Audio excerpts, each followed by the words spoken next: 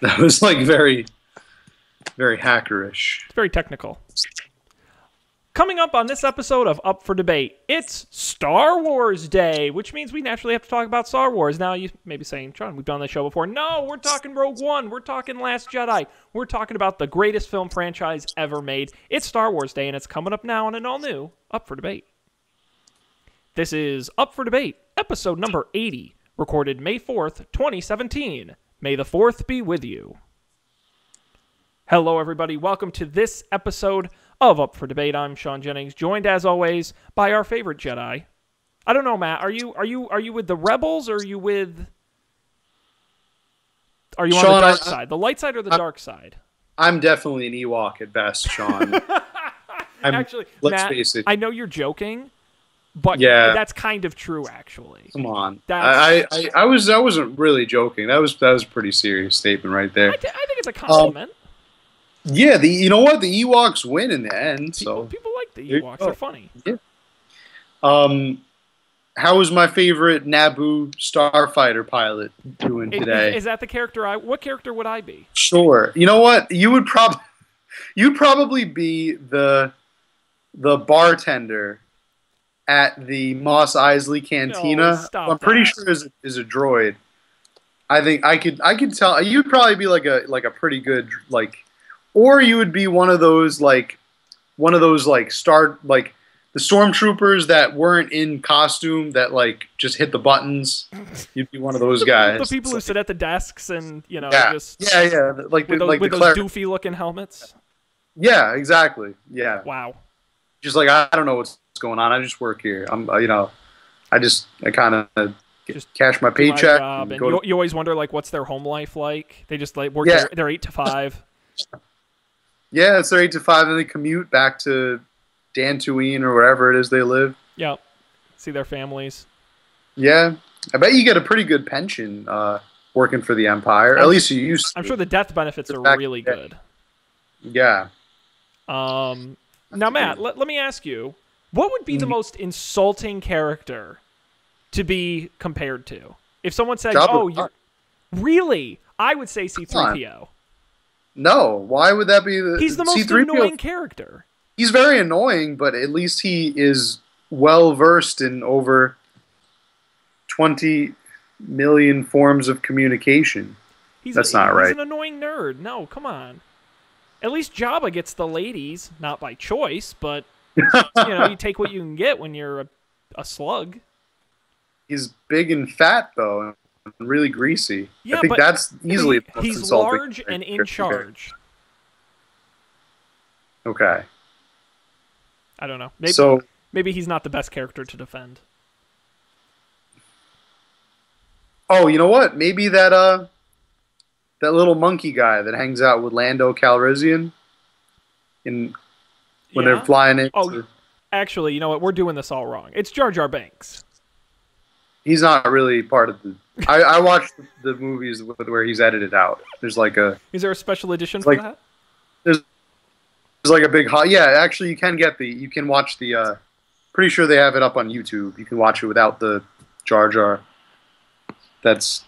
Yeah, for the best. It's actually a pretty well done edit. All the scenes that he's in, they just kind of have the camera focused on other characters. You don't miss him at all. So, May the 4th be with you. This is Star Wars Day.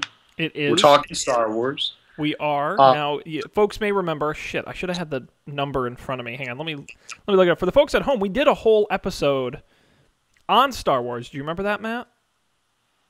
I do. It was Up for Debate number 35, episode way back, when I watched the series for the first time. We recorded that December 10th, 2015. So go check that out. It's number 35. It's up on our website and on SoundCloud. If you want to hear us do a real deep dive into the original trilogy. Still to this day, Sean, my favorite continuous Twitter thread. Watching the old trilogy through your eyes, the lens of a fresh Star Wars fan. Very entertaining. It's a lot of fun. And you know what's really interesting? I really did enjoy doing that, but just this week, because I kind of like ran out of stuff to watch, and I'm like, oh, I should, I want to rewatch Star Wars because everyone's getting all excited. I saw Rogue One, and I also rewatched the originals. And yeah, it turns out it's a little better when you're not tweeting throughout, stopping and pausing it and tweeting throughout the whole thing. You actually like enjoy it as a single long movie. You also, by the way, notice a lot more of those wacky George Lucas wipes and cuts that he uses between the scenes. Yeah. Where like it's scene transitions. Yeah. He really, boy, does he love those. And by the way, go watch the prequels. He like goes crazy with those, way more than he ever did in the originals. It's like it's zany how many he uses. Yeah, I guess I never watched for those, but I mean, he was kind of an innovator with that kind of thing. Well, that's, to me, probably my favorite thing about Star Wars is the visual and audio style it created. Yeah. Which is extremely unique, still unique to this day, and just everything about it, especially, by the way, the sound of Star Wars is insane. The effect sounds and the character sounds and even the ship sounds, everything you hear is so awesome. Plus, you add in those visuals of those beautiful, and I mentioned this when we did the original trilogy episode, those landscape shots with the little characters off in the distance, and you see these giant landscape shots are some of my favorite. Like, if I could get like a print version to hang up on my wall of those, some of those are just gorgeous. Gorgeous, gorgeous, gorgeous. It really is a very unique movie in that way. Yeah, he took a lot of inspiration from a bunch of different places. Akira Kurosawa, and old Japanese-style films. He got a lot of inspiration from spaghetti westerns, especially for the scenery and things like that. And then for the prequels, he just decided to use computers and green screens. And that's what's amazing is because, of course, the only copies of the original trilogy you can buy these days are the special editions with all the CGI thrown in. That has to be some of the worst CGI. Like, I know we're spoiled today because the technology has come leaps and bounds farther, but oh my God, it looks so... like, Toy Story looked better. Like, it's just... Yeah. Like, if it were really good CGI and, you know, like today's CGI, it wouldn't... I don't think it would be as bad, but it's jarring how bad the CGI... And honestly, it's worse than it is in the prequels. Because the prequels, it's not, like, spectacular, but it's not terrible. But God, in those, it's just rough stuff. Jeez. Yeah. I feel like in a lot of the scenes he decided to make things like busier. He put a lot more people walking around and aliens all over the place. It kind of crowds the screen with a bunch of crap, basically.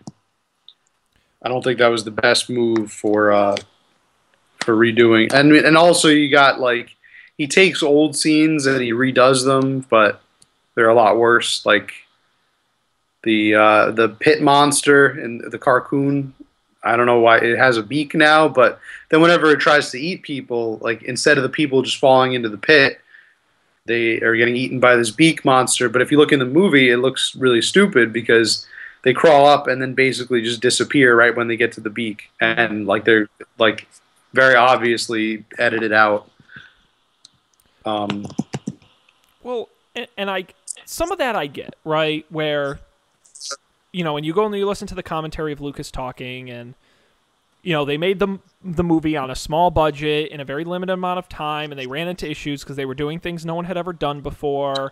And yeah, he wishes they could have had more extras, and they wishes they could have had more effects. And I get that. I totally understand. That happens to a lot of movies. Hey, I get it.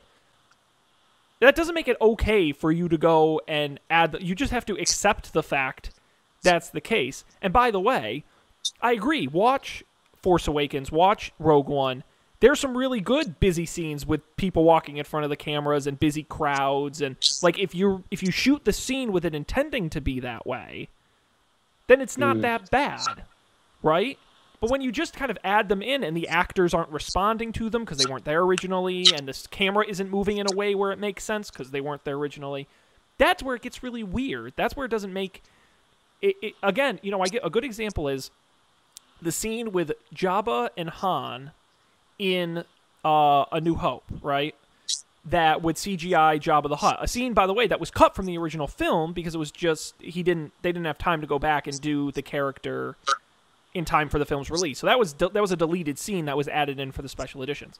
Because it was shot with the intention of adding Jabba there, yeah, Jabba's kind of ugly in CGI, but the scene works. It makes sense because he's talking to a character who's there, and I get that. But some of these others, it's just all the shit's flying around, and it's just anyway. I know everyone always complains about the special editions and just too much stuff going on, and you can see where that was right before the prequels, right? Or right around the same time as the prequels? Yeah. Right around the same time as episode 1? And what Lucas claimed was that he used the special editions to test the CGI to see if it was quote-unquote good enough to do his vision for what the prequels could be. Should have told him it's not good enough and you shouldn't do it. Yeah. But it didn't. So let's talk post-Lucas Star Wars. Yeah. Let's talk Force Awakens. Totally. You saw Force Awakens. I've seen it several times since its release. Now you have also seen Rogue One. Yes. So let's talk, like maybe compare and contrast two different movies, very different movies, but yeah, let's line them up side by side. Sure. What do you think? What do you think the movies got well? What do you think they got well that surprised you, maybe? So I'm going to start with Rogue One because I had really fundamental issues with Rogue One. I don't know how you felt about the film, but okay. For me, a good comparison I like to use is, to me, it's the Ant-Man of Star Wars movies. Okay. Let's see if you can figure out what that means. By that I mean it felt like a Star Wars movie. It looked like a Star Wars movie, but wasn't really a Star Wars movie. I mean, it felt it says it right in the title, Sean. A Star Wars story. Star Wars story. Yeah, I know, but I was watching it and I'm like, again, it looks like a Star Wars movie, and the sound.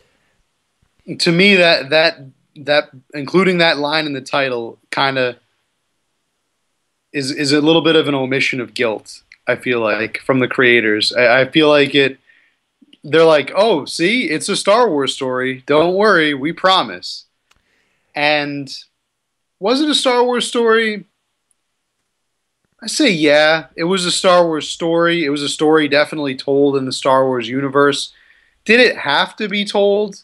No. We could have lived without knowing how the Death Star plans arrived at the Death Star. Was it a fun, action-packed jaunt?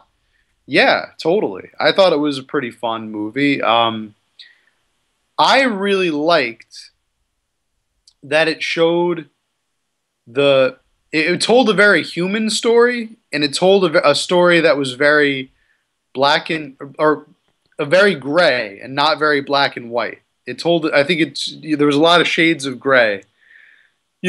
Like heroes on both sides kind of thing, which it actually says in one of the title crawls, but you never really see that. It says heroes, I think it's on like episode 1 or episode 2. It says heroes on both sides, or no, it's episode 3, I think, because the Clone Wars have happened. But he says heroes on both sides, but pretty much no, because everybody that's bad is bad, and everybody that's good is good. Rogue One, I think, really kind of towed that line and was like, look, these guys aren't really all that shitty. They might be part of the Empire, but they're doing stuff for their own people. They're doing stuff for their own families. At the end of the day, that's who they're fighting for. And there's some shitty rebels too that are like, wow, this person's basically a terrorist, and they're just in it for blowing shit up. They don't really care about the cause. So I liked it. I think overall it was pretty good. Matt, I don't care if they're heroes in a half shell. All right, I have a very simple question for you that proves my point right away. You ready for this? Okay. Name me a single character in Rogue One who does not appear in another Star Wars movie. Give me just their name. Just any character's name from that movie who is not Darth Vader or talking to, or anyone else who appears in another Star Wars film. What do you mean? A lot of them. Just name a character. Just name a character from that Oh, movie. you mean a name? Yeah, the character's name.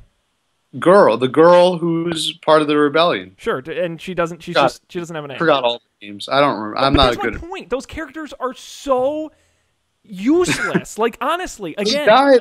Oh, spoiler alert! But well, first of all, I was thrilled when they all died at the end. I was thrilled. I was like, that was the best part of the movie for me because I'm like, I thought it totally pushed the envelope. Like, think about it. This is a Disney movie, Sean. And this that is was the part I liked. That's what I'm saying. It's a Disney movie, and all the characters at the end get wiped out. And like when the wiped out. When the good-looking guy character, when they're climbing the data vault and he falls and you think he dies, but then he comes back and shoots the guy. Mm-hmm. You know what I'm talking about? Yeah. I literally was like, I was angry. I screamed at the TV. You can't do that. Like, just kill him already. And then thankfully they did, because I really did want them to die. Best character of all was that droid. That sarcastic whose name droid. was? It was voiced by Alan Tudyk. Yes. And actually I agree with you. He was really. But what does that say about the human actors in that movie? Think about that. The Japanese guy was pretty cool. Karate fighting guy who used the Force, but he wasn't a Jedi or something like that. Oh my god. Matt, again, Ant-Man. Very enjoyable movie. Go ahead, list your top 10 Marvel movies. Ant-Man ain't going to be there. That's my point. It's a good movie. It's an enjoyable movie. It fits with the canon, but like it's not very memorable, and you're not going to get excited. You're not going to get it. You're not going to get many people above the age of 25 that are going to tell you Rogue One is their favorite Star Wars movie. It's just not going to happen. Like, well, but I just, obviously a lot of the other I can think of a lot of other Star Wars movies, including maybe even the Clone Wars movie the animated one, that was better than Rogue One. It was just a good movie. I thought it was a good movie. The original trilogy and the prequels told a story, right? And told a story of these characters over these 6 movies, right? Rogue One didn't really do that. It was a side story, right? And that was kind of the point, right? Is it's a spin-off, it's a side story. The problem is that side story was not very interesting. That's the problem I had. It's not... It was not, when you go and watch the original movies, you see these very interesting characters that you fall in love with. You see them change and evolve as time goes on. You see them grow and change and become friends, become enemies, and all this stuff. And you watch Rogue One, and it's like it felt to me like they were just going through the motions. Like, all right, now we have to go find a Forrest Whitaker. Okay, and now we have to go find the beach planet. And now we've got to go do the satellite dish. And it was like... By the end of it, I'm like, the action was great, but the people were just like, why? I don't care. Now, see, I think you're missing the point. I think the point of this movie was really just fun. Like, it was. I mean, when you're watching the movie, you know how it's going to end. Maybe you don't know exactly how it's going to end, but you kind of have to believe that you know how it's going to end, because none of these characters show up in A New Hope, and yet the plans are there. So you know they succeed in their mission somehow, but you're in all likelihood they're going to die because they're not in A New Hope. I think it's just the point. I think getting from A to B is the point. Like, it's all about the journey in this movie, and not really so much about character development or all those things. Well, I think it's just a fun tale. But then why are they using the dead dad thing and that my dad is evil? No, he's not thing, and the That's to weigh on your morality scale, your morality radar. That's the whole point. Is like, this is the first Star Wars, I think, that, I mean, with the exception of Force Awakens, which Kylo Ren as a character was definitely a breath of fresh air, because he's so morally ambiguous. Like, there's so many morally ambiguous characters in this movie, and I just like to see that. I like to see that in a Star Wars movie, especially where things, traditionally have been so black and white. And I agree. It's nice to have some middle ground. I agree wholeheartedly with you. And this is where you're talking about comparing and contrasting Force Awakens and Rogue One, right? Yeah. To me, Rogue One was a movie about the characters.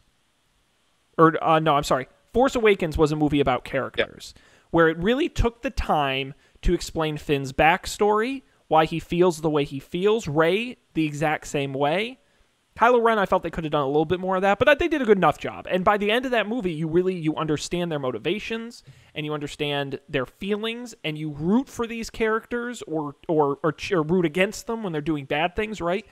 They spend the whole movie doing that. It's not about where they are or what they're doing. It's about the people. When I watch Rogue One, you're right, it's about the journey. It's not about the people, and that's okay. Movies about journeys are good. There's no shame in that. That's how you make good franchise, frankly, is you can swap the characters in and out, and it's about the journey. But it's not about the characters. Rogue One is not about the characters for me. It just wasn't. They were there, no. They did things, but it was all about okay, we've done this, now we have to do that. Okay, we've done that, we've got to do the next thing. Okay, and then it was just all to the end. But see, I don't think it ever was supposed to be about the characters. I think that's okay. The viewer, I mean, you as the viewer might have gone in with that expectation that, I want to see a Star Wars movie. I like, I usually like the characters. Well, the other 7 movies were that. I mean, that's really what it was. So it was a departure. This was them. I think this was, it was a departure. This was them trying something new and different, which I absolutely encourage, especially coming after a movie that was so much, as good as it was, so much more of the same, to the point where I would say The Force Awakens was almost a carbon copy of A New Hope. Oh, sure. And that's really no secret. Yep.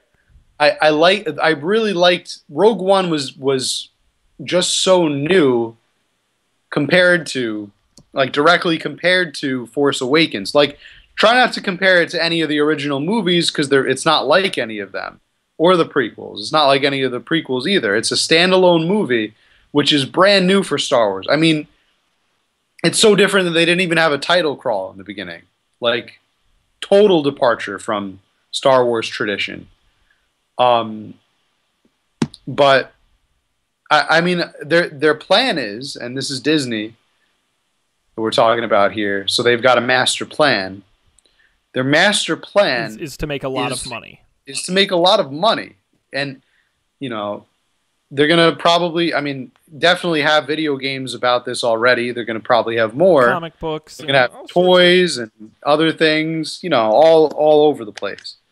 So when you look at the market revenue and you look at what Disney's master plan is, they want, I believe, every year, not a year is going to go by until 2040 or something without a Star Wars movie being released. Oh, sure. That means you're going to tap into the expanded universe. You're going to tap into the books. You're going to tap into fan fiction, maybe. You're going to have all kinds of stories that are set in, places that Star Wars has never gone before, featuring characters they've never used before, probably a lot of which are brand new or invented.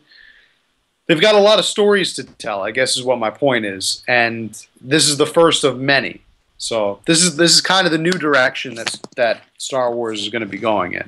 Well, and I think that's good, and I don't have a problem with that. And I think the Star Wars universe is one of the few movie universes I'm actually excited to see all the parts of. Everybody, Hasbro has their own cinematic universe. I don't care about that. Star Wars. But to me, what makes Star Wars, what makes a good Star Wars movie, right? What about it causes people to like it? And for me, it's 2 things, right? One, it's the visual and audible style and experience of a Star Wars movie, which is very unique. Especially, by the way, in the original trilogy, which was groundbreaking for the time, and it's just really incredible. And they've continued it with Force Awakens, and they continued it with Rogue One. And that's one of the things I really liked about Rogue One, was that piece. The other thing I would say that sets Star Wars apart is it's just really good at storytelling. It's just a good storytelling franchise in the way historically it's been written. And, you can have your problems with the prequels and some of these things, but they you have to remember the prequels were originally just a page of backstories for these characters. They expanded into 3 movies, so take that for what it's worth. But I think I think Force Awakens is a good example. The original trilogy is a good example. It's good at telling stories, taking from old mythologies and turning them into these characters that are enjoyable and approachable. That's one of the things that makes me really excited about the Han Solo prequel that's coming in 2 years. I think that's got a great opportunity to be really, kind of adventure, swashbuckling, fun movie. With these great characters. For me, I think Rogue One just fell a little short of that side of it. I again, and I don't want anyone to get me wrong, I enjoyed Rogue One. I did. I enjoyed it, all right? I felt, though, if we could have just spent a little more time with either, I don't know if it's fewer characters or changing the focus on the characters or just generally getting to know these. I mean, we jumped around with backstory so quickly. It just the story part, and of course, you go back to remembering all the reshoots they did for the movie, and originally Force Whitaker had a lot more to do with it in the movie. That is Force Whitaker, right? Yeah, totally. Yeah. He had a much bigger role, and it got cut down a lot. So clearly the story was an issue with this movie. So I'm going to give him a bit of a pass. But that's what makes me so excited about Last Jedi, is if they keep the story going from Force Awakens and can continue to change and evolve these characters, especially characters like Kylo Ren, who's really interesting, and Rey and Finn and all of this, I'm very optimistic about future Star Wars movies. To me, Rogue One, a bit of a miss, but it was also their first attempt to do something like this. It was a good movie, not a great movie. And I think they're going to continue to do well. Yeah. I mean, number one on my wish list for The Last Jedi, just make it more unique.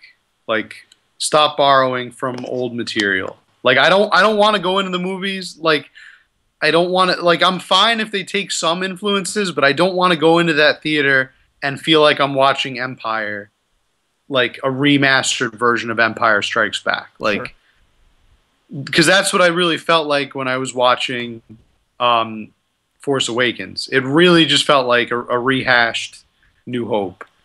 So I'm really hoping that they just make it like just something completely different. Borrow some source material where you need to, but please don't just remake the movie. Because that wasn't cool the first time. No, it wasn't that bad. It was I don't know. No, look, hang on. Did you see the part where they went into the Death Star, but it was like a giant Death Star? And even Han Solo was like, look, we kind of did this before, didn't we, guys? How do we blow it up? Like, where there's got to be a little secret button somewhere. They even go in, they dump the Phasma in the trash compactor. Like, no, I don't know. It was just way too much borrowing. But you also have to remember, I want to give Abrams some credit. Look, this was the most hyped return of the biggest movie franchise on the face of the planet. Yeah. And you want to play it safe, and you don't want to take big crazy... Yeah. That's what excites me about Last Jedi. That's the movie you take the crazy risk on. You've got more leeway and credibility with fans now than you've ever had. You were riding high. Go nuts. Now's the time to do it. Absolutely. And you know, I totally don't fault Abrams in any way, because I think he did play it safe, and I think that's what you have to do when you're introducing this kind of a movie.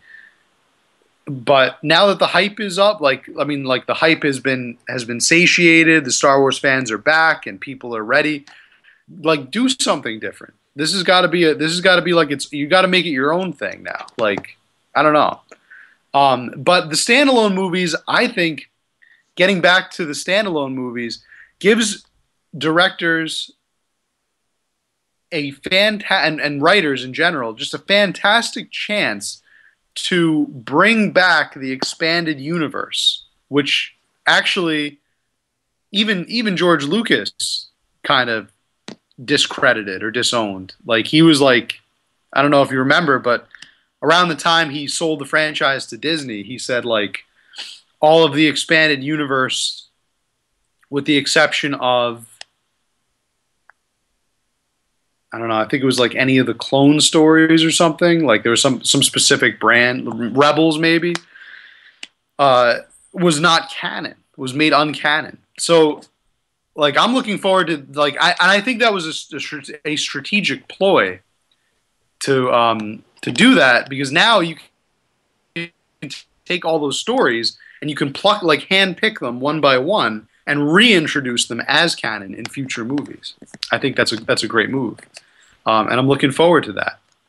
Well, and you, to me, you just made an interesting point, and that's, and I know this is a little off topic, and I talk a lot about Marvel just because I'm a fan, but one of the things they do really well is they give writers and directors a lot of flexibility in what there's a reason why Guardians of the Galaxy looks and feels so different from Captain America.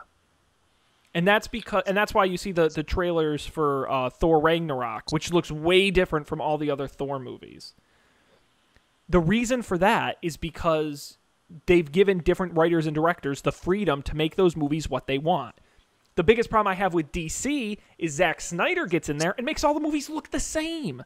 They all you could have never seen, you could pull any scene from any DC movie and you're like, that's a DC movie, because they all look exactly the same. And which by the way, it's not a good look and I don't like it. So that's why I don't like any of them. That's the problem. There's no variety or interest. Why would I go see one movie when I've already seen the others? That's what excites me about Star Wars, and frankly, one of the reasons why Empire Strikes Back is so different from A New Hope is because they had different writers and directors and different people working on it. So if Star Wars wants to take and give creative people the ability to make unique movies in the Star Wars universe, this is what I like about the Clone Wars animated series. Because you're telling the same types of stories, but in a medium where you do different things, and it creates a different feeling when you're watching it. So if they're going to do that, I'm gangbusters. I'm all for it. Yeah. I think we can agree that Star Wars has a pretty exciting future ahead. I just want to plug one form of Star Wars media that I think really deserves a shout out. So I'm a subscriber to Kindle. The Kindle, not Kindle. I am a subscriber to Kindle, but whatever. I am also a subscriber to Audible. And Audible is a great app for those of you who don't have it. You should check it out. For those of you who do have it, I'm sure you know what I mean. Audible lets you, listen to books wherever you want, in your car, at home.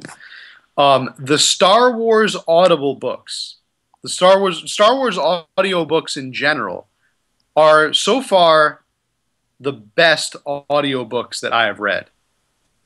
Like, no lie. The quality of work that's put into the Star Wars audiobooks is, I think, unsurpassed. So if you're looking for your next audiobook to read on Audible, make sure you go ahead and listen to a Star Wars book. And I have a recommendation. I really liked. It's just called Kenobi. It's by the Star Wars author John Jackson Miller. And pretty much anything this guy does is great. I've read two books, or I've listened to two books by him so far, and they're both great. I listened to Kenobi, and I listened to one of his Rebel series books. I highly recommend it. They do a great job with these Audible books. They do. They really go above and beyond. Different voice actors, different sound effects. Narration is top notch. I highly recommend them. So check out Star Wars. Any Star Wars book that you can find in an audio format is definitely well worth your time. So good. No, Audible's the best. Yeah, I'm a big fan of Audible. I wish I had more time to listen to it,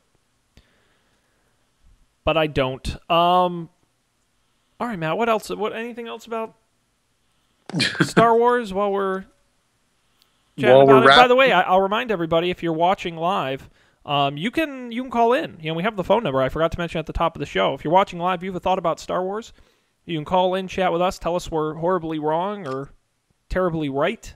508-644-8324 is the number. It's there on the bottom of the screen. Again, call in live to the show. You'll chat with Matt and I. 508-644-8324. I want to know or if comment you on Facebook. thought. Yeah, tell us if you thought that Han shot first. Who shot first? Was it Han? Was it Greedo? Why, Lucas? Sean, what do you think? That's such a stupid fucking thing to change. Just let it go, man. Oh, jeez. I know he ruined so many people's lives with that one. Oh, it's just dumb. It's just dumb. I'm sorry. What does that really do for anybody except make people annoyed? Like, does that really change his character all that much? Yeah, I don't know. I read somewhere, and I don't know if this is true, But I read somewhere that he only did that so he could spark for the controversy. Like he knew it was going to spark controversy with the fans, and it did. So I don't. It's a good guess. That doesn't strike me as very although Lucas-esque. do you think that's really kind of like more of a stereotype of Star Wars fans? Like, you think people are really out there arguing whether Han or Greedo shot first, or is that just like something? No, I think it's. I think the problem is, Matt, there's an answer. It's not a hard question. There's an answer. Go watch the original movie. Like I don't. Well, see, in the original movie, Han shot first. That's what I'm saying. Han shot first. That's my point. Yes. Is it doesn't? There's no debate. It's a fact. Yeah, I mean, it shouldn't be a debate, but people out there, but feel like they want to debate it. My assumption would be it goes back to Lucas's, and this was one of the things that killed the prequels was he made them for kids more than adults, right? And I think that goes back to why Han. If the movie's for kids, you want Han's the good guy, and the good guy doesn't shoot people. And so, that's right. He only shoots people in self-defense. Right. He doesn't blasting people. But Greedo was reaching for his blaster, so it could have. I think it was just kind of. I think it was meant to be like an OK Corral moment, like he's like a showdown, and Han is the quick trigger. So you want your hero to be the quick trigger. So I don't know. I would say that Han shot first, but although I really liked the part in Empire. Or no, what was it? I like the part in. Oh no, wait, that was Indiana Jones. Never mind. No, that was. You're thinking of Air Force One. The part where the guy is flipping the sword around, and then Han Solo just shoots him. Yeah, it's actually... and he tells the terrorist, "Get off my plane." No, what I was going to say is, can we just talk for just a split second about just the terrible masks that the characters wear in the cantina, including the devil and the werewolf who just are there for some reason. I was just rewatching that, and by the way, fun fact: the reason those actually are just random masks that they grabbed out of the special effects shop that have nothing to do with Star Wars. They just needed more people in the scene. And it is a werewolf, and it is the devil. If you actually look up those creatures, though, on like the Star Wars expanded universe, they give them names and backstories, which is pretty cool. That's the best part about writing a movie. Is just let everyone create backstories for all your characters, and you don't have to. It's great. It's the best. Yeah. Yeah. Yeah. But Star Wars has a pretty exciting future. Can't wait to see where it goes. Definitely it'll be around for a while. I don't think it's going anywhere. It's printing money, as it always does. So keeping many people's jobs afloat. Many tech people that are working on the movie. So kids love it. Kids love it. Kid tested, mother approved, as they say. Absolutely. I really enjoy, by the way, to get a little bit more meta here. I enjoy how May 4th has become its own thing. Like, May the 4th be with you. Like, I love how great that's, like, how much that's taken off. Like, people all over the place seem to be celebrating May 4th, the Star Wars Day. Yeah, it's a cool thing. It's always a good reminder. It is, but Star Wars just had their big their big conference that they put on in Orlando every year. Convention thing, and yeah, I kind of have a problem with that. It's like I'm glad that the fans created it, but if you're just going to take and turn it into a big excuse, Amazon had a big sale today on Star Wars merchandise, and of course, if you're just going to turn it into a thing, it's kind of like Christmas, right? There's like the true meaning of Christmas, and then there's like the capitalist Christmas. I think it's the same principle. Wherever there's money to be made, businesses are going to latch on to that. And I think they should. Frankly, I'm not going to get too bothered by that. But you know what, Sean? The true meaning of May 4th is right here in your heart. Right here where your midi-chlorians are located. What's a minute? Oh god, what a great. What's a midichlorian? That was the true tragedy of the prequel. If somebody were to point at where the series went wrong, like where did it die? Boom. That one scene where they explain how the Force, it goes from this like metaphysical like presence to science and bullshit. Like, it's actually these molecules in your blood. Be like, no, so it's magic. Why? Why did you do that? Like, I mean, I'd love to hear an explanation for it. It's got to be just that he's just got, and that was the problem with the prequels overall. Some things are good being unexplained in a movie. That's what sucks about reality. You learn about all the good and bad things about everything.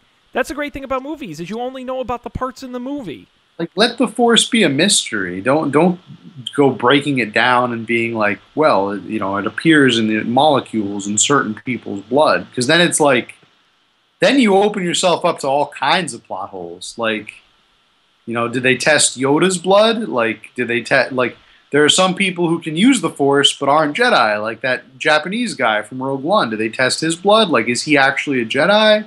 Or is he just somebody who can use the Force? Well, how can he use the Force if he's not a Jedi? It's a disaster. You know, if the Jedi Academy only takes in people that have the midichlorians in their blood, how do they find them? Like, they go out and just test random kids? Like, oh my god, that's the next prequel, Matt. Where they the scientist who researches midichlorians. Yeah, they got way too legalistic with that, and that was a big problem. I don't know why they couldn't have just the whole movie. Episode 1 works without that scene. You don't need that scene. You can take it out. Yeah, but totally works without it. Yeah, but to be fair, Matt, if you took out every scene in the prequels that didn't need to be there, you wouldn't have much of a movie. So yeah, but that one really doesn't. No, that one was pretty egregious. Yeah, but that one you can just skip right over. But you know, that's the thing about, you know, I know everyone hates at some point you just got to accept them and just say, you know, I think people who still complain about it's fun to joke about them, but you know, they are what they are, and you've just got to accept them. You know, Matt. Yeah. We have a comment from a fan on Facebook. Wow. Can you believe I always love these comments from fans. And this is a really good one, actually. Okay. So, and of course, he's pimping his own business, which, okay, we'll let it slide here. But anyway, Steven Giuliano, who is a person I've known for quite many years, was on House Hunters once, so there's a fun fact about Steven. Yes, he was.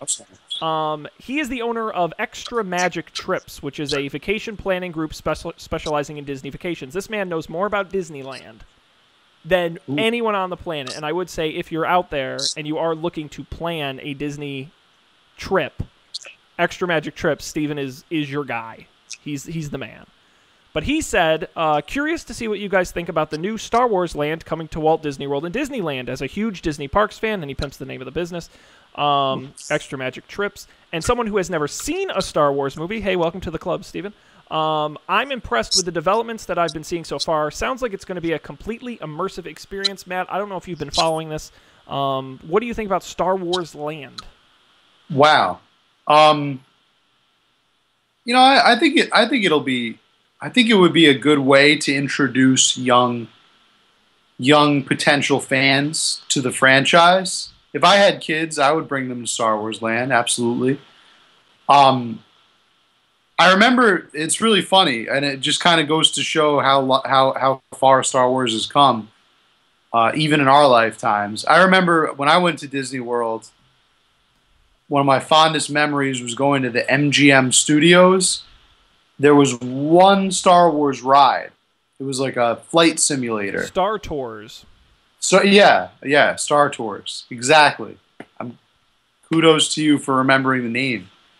And that was really it. I mean, back then, granted, also Star Wars wasn't a Disney property, but like just to think that they're going to build an entire theme park and a major tourist attraction, I think is pretty cool. Especially for getting new young Star Wars people involved. I don't know too much about the park or the experience. Are there a lot of things for like adults? Like, is there a cantina bar, for instance? That's a really good question. I'm going to. This should also be like a recreated Jabba's palace. I think that'd be a fun adult experience. I would really like to drive an AT-AT. I think that would be another really fun adult experience. I think that's totally reasonable. Give me my AT-AT I could drive around. No. Absolutely not. Or at the very least, one of those speeder bikes that they drive in Endor. That'd be neat. All right, so let's see here.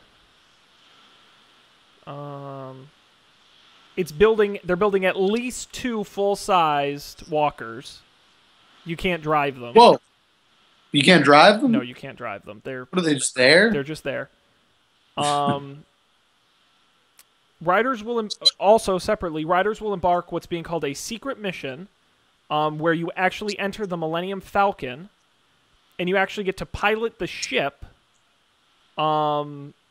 Similar to Star Tours and Mission Space, so it's kind of a motion simulator ride, but you'll be involved in the piloting of the Millennium Falcon, and it takes place inside a full-sized, life-size replica of the Millennium Falcon, which will permanently be parked in Star Wars Land.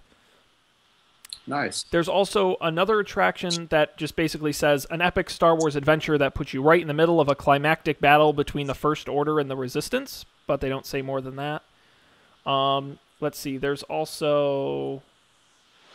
There's also. Can I make that? Okay. There's also what? No, I was just going to say. I'm sure that there's more, but go ahead. I wanted to make a quick side gripe. I forgot about that. The First Order, they're the Republic. They're the new Galactic Republic. Like, I hated that they called them the First Order. It made them sound like. Wait a minute. Were they was the First Order? Who was the First Order in? I'm not really going to ask. Because then there's the Resistance.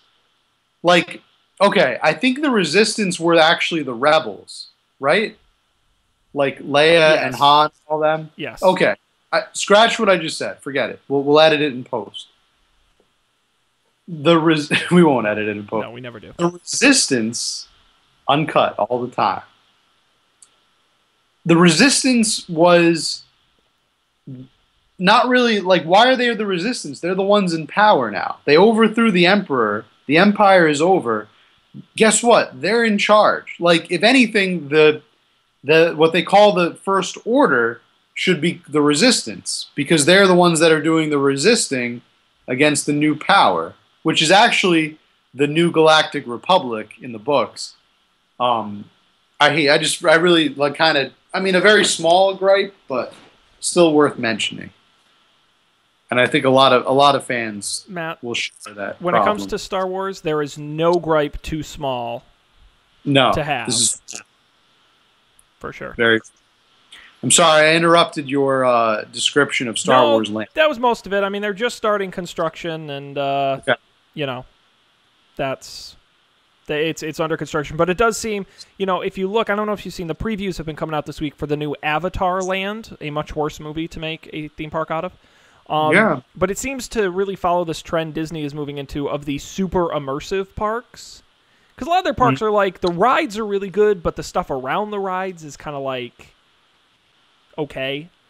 Yeah. I mean, I get it. I totally get it. Like, people want to pay for the experience, so. Yeah, and so now in all the new stuff they're building, they're really pushing towards every single piece of what you should feel like you're in Star Wars when you go to the bathroom. I mean, you really, it should be very Star Warsy. And that, to me, is very exciting. And I think that with some strong rides and a really cool land, I think it's exciting. I gotta. That's the market, isn't it? Would you go to Disneyland, Matt? Does that interest you? No. Not really. No. I mean, if I had kids, yes, I would bring kids there. But as a young adult, I have absolutely no desire to go there on my I'm told own. it's a lot of fun. That's where our next vacation should be, Matt. We should take the show on the road to Disneyland. What do you say? Okay, wait. Did you say Disneyland or Disney World? Either Different. Disney World, I guess. I would be more inclined to go to Disneyland. I've never been to Disneyland. In I've California. been to Disney World, yeah. Right. Disney World I've been to when I was very young. And I don't really have much of a desire to go back. I have to be honest. Oh, come on! It's There's just, so much has changed since then. but I'm also not 5 years old anymore. And They have stuff where they have alcohol. they do. Alcohol is pretty good, but they also have screaming kids everywhere. You know what? We'll Like- get you hooked up with I can yeah. just have a bunch of beer and go to the beach and be very content. Steven Giuliano on Facebook says, "Let's plan a trip. I'll show you two guys around. Thank you, Steven. Extra Magic Trips. Check him out on Facebook. And if you're looking to plan a trip, he's the guy. No one watches the show who would use that, but I'll give him the free plug. It's always worth mentioning. I mean, I plugged Audible earlier, so Yeah, I'm pretty sure we can plug whatever we want Well, what's here. annoying about Audible is they do sponsor podcasts, so I don't know why they're not giving us money. Oh my God, they do. They sponsor like all the podcasts I listen to. Except this There's one. no reason they shouldn't sponsor this one. I would totally do plugs for Audible every day. I would chill every day. So I invite them. FYI Audible. I know you're listening. Yeah. All But right. yeah, no, really, those Star Wars Audible books are great. And you can get them on Audible pretty cheap. What's great about Audible is that they give you one credit a Stop that. month. They're not paying us for this. I'm just practicing. That's just okay. in case. Never know. You can get your first month absolutely free. Just visit audible.com/upfordebate. No. Not in our lifetime, sir. All right, Matt. Well, we're just about out of time. Yeah, just That about. was a great Star Wars follow-up. I'm glad we had the chance to talk Yeah. about it. If you folks out there listening agree with us, disagree with us, have extra thoughts on Star Wars, let us know. You can tweet at us at UpForDebateTV. You can leave a comment on the Facebook page at facebook.com/UpForDebateTV. And you can email us upfordebatetv@gmail.com. We want to hear your thoughts. So share them with us. I guess the best way to close out the episode is to wish everyone a happy May 4th. And may the... I'm waiting for you Fourth. to close. Be with you. With you. All right, that was was terrible. a lot more difficult That than it was should have been. weak But sauce. Yeah. The good news is we will be back with more exciting content here on the program.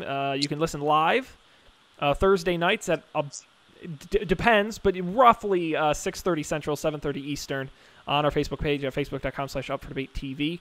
But really, get the recorded version because that's a little more consistent. You can get that on our website. UpForDebate.tv is the website.